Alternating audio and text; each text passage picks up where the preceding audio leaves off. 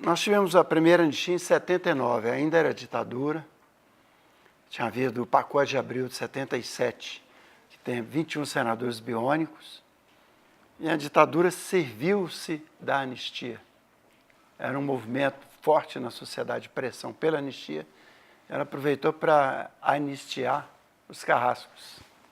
Isso é uma novidade. Há um instituto anistia para vítimas de crimes de Estado.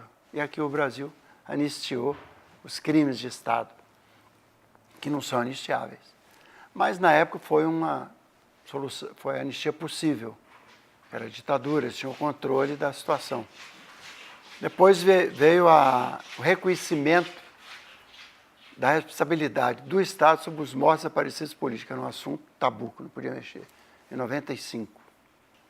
Depois de 2001, que foi criada a Comissão de Anistia, e já anistiou 50 mil pessoas, militares, civis, trabalhadores, estudantes, exilados, etc. Fez reparação.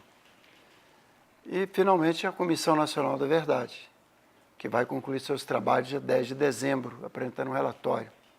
O que falta? A revisão, a punição criminal dos autores das violações graves de direitos humanos. Aqui teve 479 mortos ou desaparecidos políticos, 3 de Ouro Preto. Só para ter uma ideia, o Elcio Pereira Fortes, Antônio Carlos Bicalho Lana e o Elber José Gomes Goulart. Entre esses mortos, nós imagina que para uma cidade como Ouro Preto, o que representa isso para o Brasil todo. Então, falta isso, que a nação vai se perguntar, quando vier a ter a completa revelação, o que aconteceu com o deputado Rubens Paiva, com o Vladimir Herzog, com os 3 de Ouro Preto. São histórias que a gente já sabe, mas agora é o Estado brasileiro que está buscando a verdade sobre os fatos. E a sociedade pergunta, e daí, fica por isso mesmo? Né? Então, acho que tem que haver a revisão da lei da anistia, que ela não é cabível para crimes contra a humanidade. Esse é o passo que falta para avançar. Agora, no campo da literatura, das artes, a revisão da história foi espetacular. Devassa da barbárie da ditadura foi sensacional. Eu acho que o relatório da Comissão da Verdade vai ser uma coisa enorme, que eu espero que faça, que obrigue o livro escolar e o currículo escolar a incluir a ditadura no currículo e suas violações de direitos. Que é isso que ensina o povo. O objetivo hoje não é remexer em feridas, voltar ao passado, revanchismo, desejo de vingança, nada disso. O objetivo é evitar que se repita isso no futuro. O Brasil tem uma história muito autoritária, séculos de escravidão. Nosso império manteve a escravidão e era também autocrático, né? As enormes maiorias estavam excluídas de qualquer participação, mesmo depois da independência. E ao longo desse período republicano, nós tivemos ditabrandas, democraduras, ditaduras abertas, escassos períodos democráticos. O primeiro deles foi interrompido com o golpe de 64 e agora tem um período mais longevo, mais importante. E nós queremos ser definitivo. E a melhor maneira que você tem é de dar conhecimento ao conjunto da sociedade sobre o passado, os males que uma ditadura causa, o autoritarismo, qualquer forma de violência política, social, causa à sociedade. Então, daí a importância de... Isso vem na forma da Comissão da Verdade e das comissões que antecederam, mas vem também na forma da arte, revelando história, testemunhos, biografias, né, etc. É que a linguagem da arte, da literatura, é uma linguagem especial, que toca, ademais de trazer informações, também toca os sentimentos, toca o coração. Isso é importante também. E a arte sempre esteve presente na luta contra a ditadura, durante a ditadura, e agora também mostrando. E por isso que eu achei que o Fórum escolheu bem a temática da liberdade de expressão, que ela desaparece. A primeira vítima da ditadura é a liberdade de expressão. Depois que vem o resto, que ela tem que ocultar e distorcer os fatos, né? Tanto que ela instituiu a censura. Eu tenho um livro chamado Dos Filhos desse Solo, que mostra que os 479 pessoas que morreram e desapareceram durante a ditadura, cada uma tinha uma versão oficial falsa. Ela não podia contar a verdade, não podia dizer que Vladimir Herzog foi morto dentro de um centro de tortura, no DOI-COD de São Paulo. Pode ter sido apresentado voluntariamente, horas depois estava morto. Inventaram que ele suicidou, isso é um exemplo típico. E assim vai. Para cada um foi como fazia um teatrinho. Então, através da literatura, das biografias e também dessas reparações que compõem a justiça de transição, é feito o resgate histórico, a importância da verdade. É a primeira vez que é uma política de Estado para buscar a verdade histórica. A verdade absoluta não existe, mas é buscar desmontar aquela trama, aquela rede de mentiras que encobria tudo que a ditadura fazia para violar o direito das pessoas e da sociedade. A justiça de transição, ela vem desde o Nuremberg, né? Desde os crimes da Segunda Guerra Mundial, do nazismo, do fascismo, do franquismo, que lá houve genocídio, houve crimes que não se conhecia. E ali criou-se, pela primeira vez, a noção de um tribunal internacional, de uma justiça transnacional. E se deu o nome a isso de justiça de transição, que ela impõe deveres ao Estado, quando sai de um regime autoritário ou de uma ditadura, e direitos da cidadania. E desses direitos estão reformar as instituições das quais se utilizou a ditadura para fazer o que fez. Implica ter uma comissão da verdade para revelar a verdade, faz parte dos direitos da justiça de transição. Inclui a reparação histórica, moral, financeira, quando é o caso, reconduzir, digamos, as pessoas, quando ele foi por perseguição, teve um vínculo laboral rompido, seja militares, sejam civis, sejam trabalhadores, seja estudantes que foram impedidos de ir para a universidade pública, retirados dela, ou forçados a viver no exílio, compelidos a viver na clandestinidade, etc. Inclui até crianças. Tem muitos casos de crianças que eram levadas junto com seus pais para forçá-los os desígnios da ditadura. Até isso teve. Teve sequestro, teve estupros, né? Muitos crimes. É importante que tudo isso venha à tona. E que tenha um máximo de conhecimento para que se crie por mais imperfeita que seja uma democracia, mais contraditória, não existe regime que permita a busca dos direitos permanente, reforma dos direitos. Então, isso está no cerne da democracia moderna, a justiça de transição.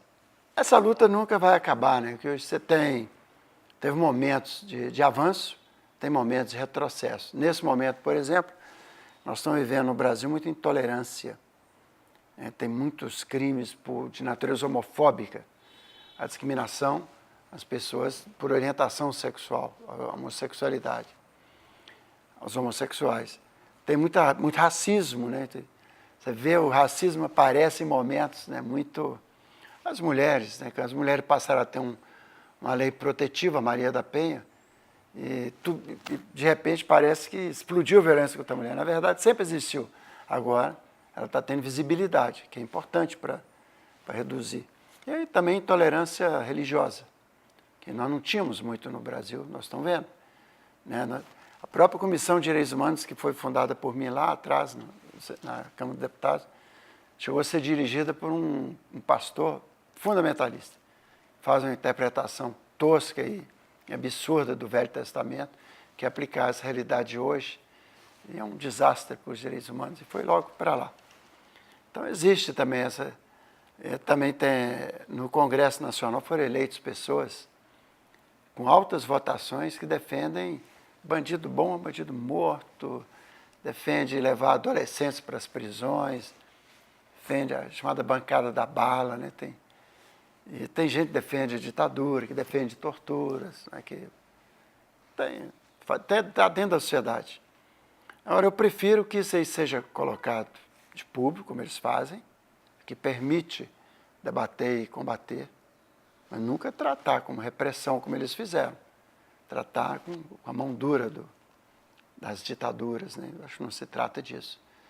Ninguém aqui quer punir pessoas que torturaram só pelo prazer de punir.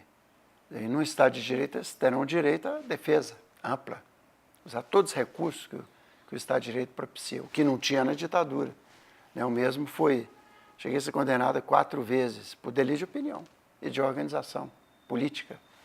Eu sempre digo o seguinte, que o destino que se der à tortura na ditadura tem a ver com a permanência da tortura na sociedade brasileira. É uma sociedade muito violenta, teve escravidão quase 4 séculos. Escravidão o que é? É mantido pela força. Ninguém é escravo porque quer, ninguém escolhe ser escravo, só pela violência, que ele é mantido como tal. E envolve muita violência física, tortura, de forma sistemática, admitida, institucionalizada. Então, a história do Brasil e a tortura, digamos, é a personificação da violação dos direitos, é um mal absoluto. É a premeditação do mal, né?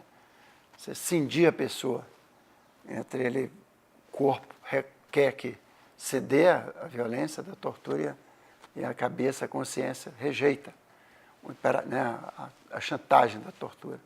Por isso que é chamado mal absoluto, por Sartre e outros. Então, ter ficado impune a tortura na ditadura durante 2 décadas, 21 anos de tortura, de desaparecimento, de assassinatos, de toda sorte de violação, censura e outras formas de violação, foi muito ruim, porque a tortura é tratada com leniência no Brasil. Inclusive, levou quase 5 séculos para existir o crime de tortura tipificado em lei. Existia lesão corporal, maus tratos. Nem a palavra tortura fazia parte do nosso sistema jurídico, né? Começou em 97. Então, mas não é aplicado, né? E quando nós estamos conversando que alguém está sendo torturado no lugar desse país. E, no entanto, não se conhece ninguém que está preso por causa de tortura, apesar de ser considerado um crime hediondo, imprescritível, insuscetível de graça ou anistia pela Constituição. Todos os tratados internacionais pedem que o Brasil combata a tortura na raiz, né? Então, isso que nós estamos falando agora tem a ver com isso. Tem mais a ver com a educação do que com a punição, né? A não repetição, a consolidação. E, para mim, a democracia tem tudo a ver com direitos humanos, né? Apesar de que ele vai e vem, né? Teve uma época que a maioria da sociedade condenou a tortura, a pena de morte. Tem outras épocas, também a mídia contribui muito para isso, que aí muda um pouco, diminui o número, aumenta o número de pessoas que abraça a barbárie como ideal, né? Eu acho que o paradigma que o Brasil adotou na Constituição da maioridade aos 18 anos, ele é justo. E criou uma legislação específica para a delinquência juvenil, que está no Estatuto da Criança e Adolescente. Mas eles querem antecipar, quer levar para a prisão, prisões sórdidas, degradantes, prisões estão a cargo dos estados e que não funcionam como pede a lei, para reintegração, reinserção, recuperação das pessoas. Pelo contrário, um depósito de gente que perdeu essa função, apesar que há prisões de boa qualidade, mas a maioria sim. Então, para quem acha que levar a gente mais jovem para lá vai contribuir com alguma coisa? Ele não chega a ter 600 mil presos no Brasil, 4ª população carcerária do mundo. Cada vez se gasta mais para a atividade de enxugar gelo, que é o sistema de prisão brasileiro. Nós precisamos rever tudo isso, precisamos tirar a agenda das prisões, rever a lei de drogas, tratar milhares de pessoas que são usuários, tratar no sistema de saúde e outras formas de reinserção, ao invés de levar para as prisões como se fossem traficantes perigosos, né? Então, tem que rever, tem que aumentar o número tem que ter mais prisões alternativas, outros modos de cumprimento de pena. Não pode ter impunidade. Impunidade é tão violador de direitos humanos quanto qualquer outra violação, mas a punição tem que ser adequada. E, no caso, não sei o que contribui, o que vai melhorar a segurança. O que tem é que aplicar o Sistema Nacional de Atendimento Socioeducativo, que estabelece para cada delito, uma punição. E todas com a natureza socioeducativa, de reintegração. Então, precisa ter liberdade assistida, que é o município, semi-liberdade, que é outro tipo de... Quando privar a liberdade, tem que ter instalações adequadas, educação, trabalho, lazer, esporte, cultura, assistência espiritual, tudo que leva à recuperação de uma pessoa. Então, não se faz isso, agora se quer... enfim, eu acho um absurdo. Apesar de que a população acha que isso aí vai lhe dar mais segurança, que é uma ilusão. O que me dá segurança não é isso.